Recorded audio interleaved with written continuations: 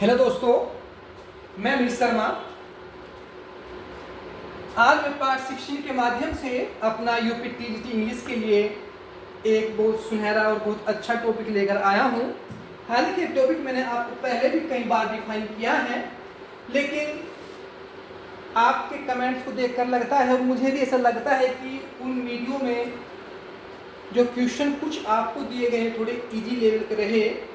लेकिन आज की वीडियो मैंने आपको यूपी टीजीटी इंग्लिश में डिले पेपर में हो रहा है, तो उस सब को देखते हुए मैंने थोड़े हार्ड लेवल के टिपिकल क्वेश्चन रखे हैं।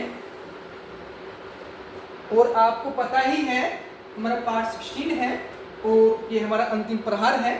Now the final blue will come, और ये अंतिम प्रहार तब तक चलेगा जब तक आपके फाइनल एग्जाम ना हो जाए। तो गाइज, हम आपको यहाँ पर जो एक्टिव पैसिव आपको सिखा रहे हैं, उन क्वेश्चंस को हम इतना डिफाइन करने की कोशिश करेंगे, इतना तोड़ने की कोशिश करेंगे कि उसमें कोई भी क्वेरी आपकी ना रह जाए, कोई प्रॉब्लम ना रह जाए। लेकिन फिर भी कोई आपको समस्या लगती है, कोई प्रॉब्लम आती है, तो आप कमेंट्स में हमें अवश्य बताएंगे और उस प्रॉब्लम को आपको सोल्व किया जाएगा। ठीक है। और आपसे एक हमारी रिक्वेस्ट भी है कि आप जो भी आपको शॉर्ट के माध्यम से या लॉन्ग वीडियो के माध्यम से आपको यूपी टीजीटी में इंग्लिश की ही वीडियो डालता हूं, जो भी आपको प्रोवाइड की जाती है वीडियो, वो आप शेयर अवश्य करें।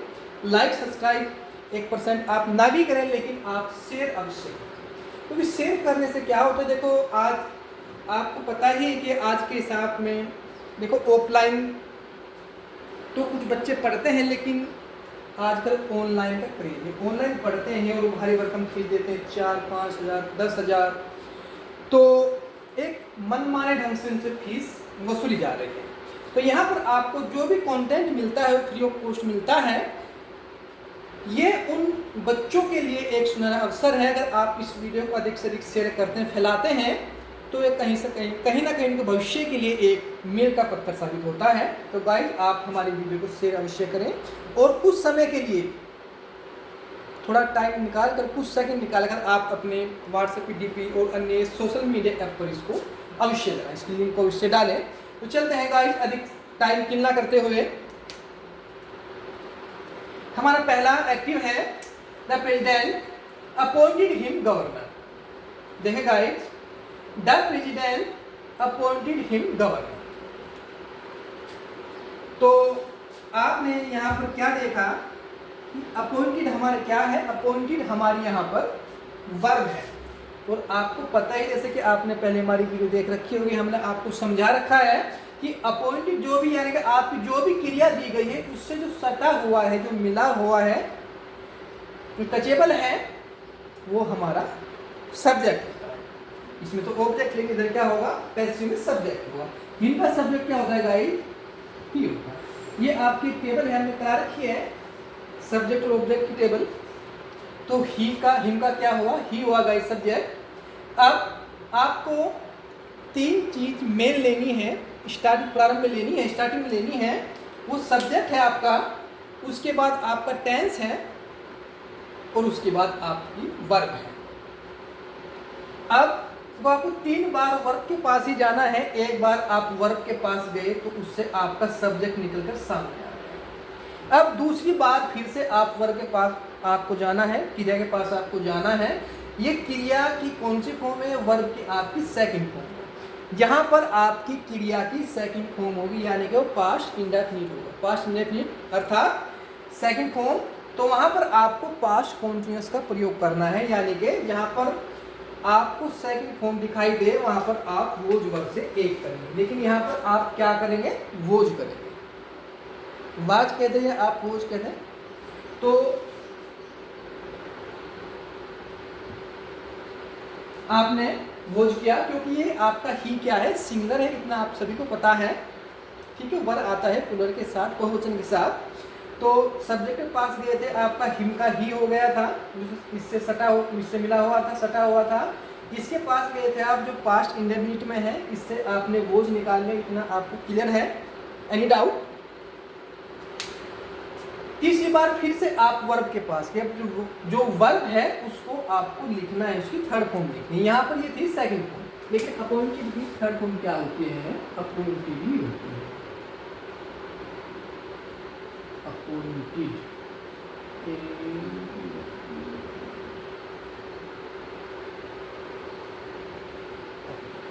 है। यहाँ पर ये थर्ड फॉर्म थी, लेकिन यहाँ पर ये second form. He was appointed. Subject भी आपका हो गया, टेंस भी आपका होगा, वर्ब की थर्ड फॉर्म भी आपकी होगी। इतना काम हुआ तो लगभग क्वेश्चन सही होने की पूरी संभावना है। अब गवर्नर,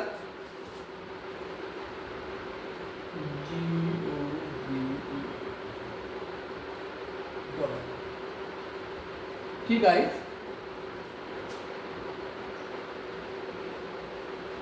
अब क्या बचता है? बाय द पेज है। जब आप सब्जेक्ट का ध्यान दें, जब भी आप सब्जेक्ट का ऑब्जेक्ट लिखेंगे तो ऑब्जेक्ट लिखने से पहले आप बाय लगाते हैं। आप सभी को पता है बाय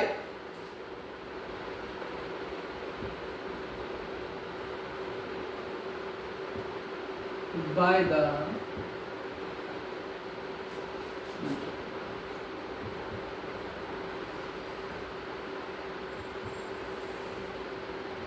ठीक है। ये आपका हो गया। तो इसमें कोई प्रॉब्लम है तो आप अभी कमेंट से पूछ सकते हैं, बाद में भी आप पूछ सकते हैं।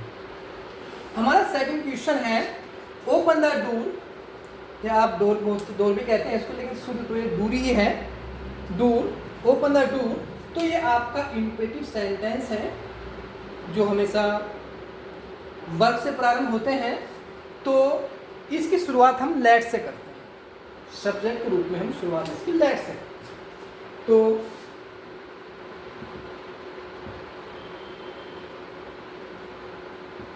लेट, अब let plus subject plus be, इसका रूल क्या होता है? Let plus subject plus be. ठीक है।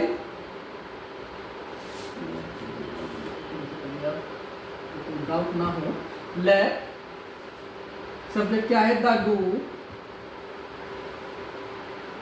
डू, अब बी।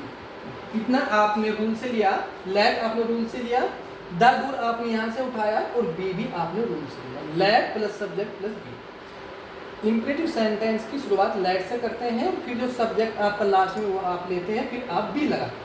ठीक है। अगर नो, नोट, नेवर हो तो आप बी से उसको पहले लेंगे, बी से पहले लेंगे।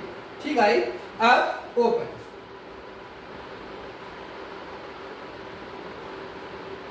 ये यहाँ तक आपका क्वेश्चन सही है बिल्कुल। ठीक है।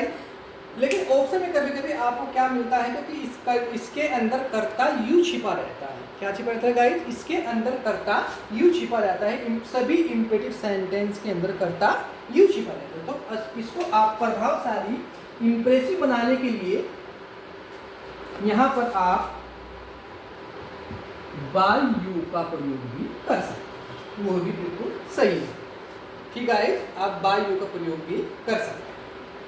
या आपको ऑप्शन 4 ऑप्शन मिलेंगे, alternatives A B C D। तो उसमें से आपने देखा भाई ये तो कहीं मिल नहीं रहा, बाय यू वाला है, आप उसको छोड़ के चले आए, गलत लगा दें। तो ये आप ध्यान रखेंगे, जितने भी आपके इंपेरेटिव सेंटेंस है उसमें कर्ता यू छिपा रहता है। अगर आप उसमें बाय यू का प्रयोग भी कर दे तो वो भी कतई गलत नहीं है। ठीक है। Next, someone has picked my pocket. और ये भी रूल है कि समवन हुआ, एनीवन हुआ, एनीबडी हुआ, इनको हटा देते हैं। या अगर आप 1% से तो लगा भी सकते हैं। ऑप्शन में आपको ऐसा मिल जाए कि अल्टरनेटिव में आपको समवन मिल जाए तो वो भी सही है। देखें गाइस, यहाँ पर आपकी वर्ब क्या है? पिक्ड। इससे सटा हुआ क्या है, मिला हुआ क्या है? My pocket. तो माय पॉकेट आपने लिया,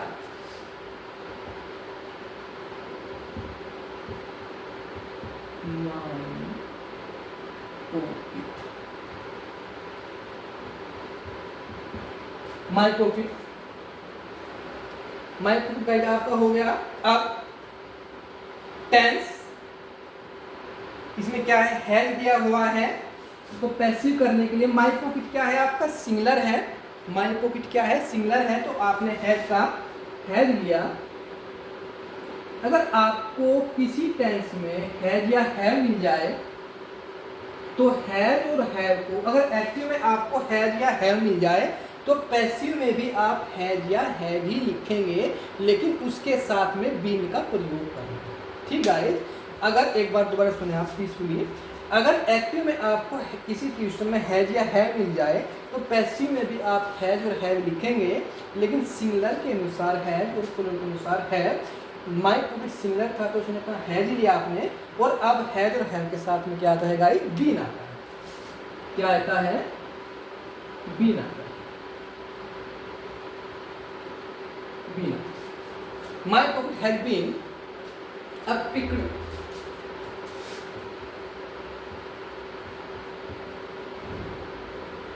पिक्ड जो सेकंड फॉर्म भी है उसकी थर्ड फॉर्म भी है, ये आपका यहीं पर क्वेश्चन। आप इसको बढ़ाने को बढ़ा भी सकते हैं, बाय समवन भी कर सकते हैं, लेकिन इसकी आवश्यकता नहीं है। समवन हुआ, एनीवन हुआ, एनीबॉडी हुआ, इसकी कोई आवश्यकता नहीं है। तो my pocket has been picked. Next, who told her such thing. तो भाई जहाँ पर आपका हु होगा वहाँ पर आपको पता है हम क्या करते हैं, बाय हुम का प्रयोग करते हैं। अब टोट आपकी कौन सी फॉर्म है, देखो ऐसे क्वेश्चन में बाय का प्रयोग बाद में नहीं होता, बाय हुम, बाय आप स्टार्टिंग में ही लगा देते हैं। टोट आपकी कौन सी फॉर्म है, आपकी सेकंड फॉर्म है, यानी कि ये पास्ट इंडेफिनिट है, तो आपको वोज या वर्ब से एक लेना है। ठीक गाइस, आप यहाँ पर क्या लेंगे, वोज लेंगे। आप क्वेश्चन कर सकते हैं वर्ब क्यों नहीं लिया, अभी आपको ये बात क्लियर हो जाएगी।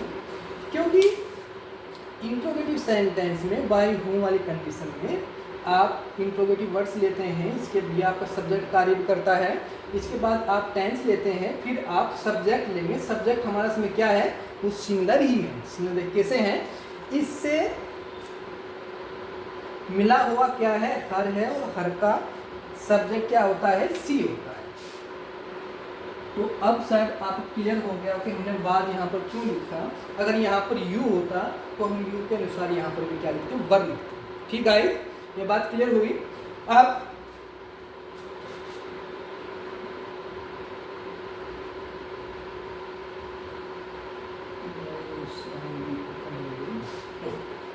ये आपकी थर्ड फॉर्म भी है। ठीक, सच जो लास्ट में रहा,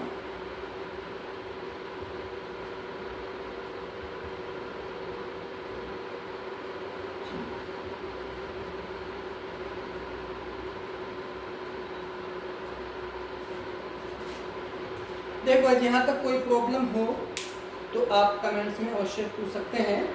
हम इस प्रकार से छोटी छोटी वीडियो के माध्यम से आपके थोड़े थोड़े क्वेश्चन के माध्यम से आपकी जितने भी क्वेरीज हैं, और कोशिश करेंगे कि टिपिकल क्वेश्चन ही लेकर आएँ, और ऐसे क्वेश्चन लेकर आएँ जो पेपर में आने की संभावना इसकी पुरजोर है, आने की संभावना पूरी है। तो मिलते हैं गाइज नेक्स्ट वीडियो में।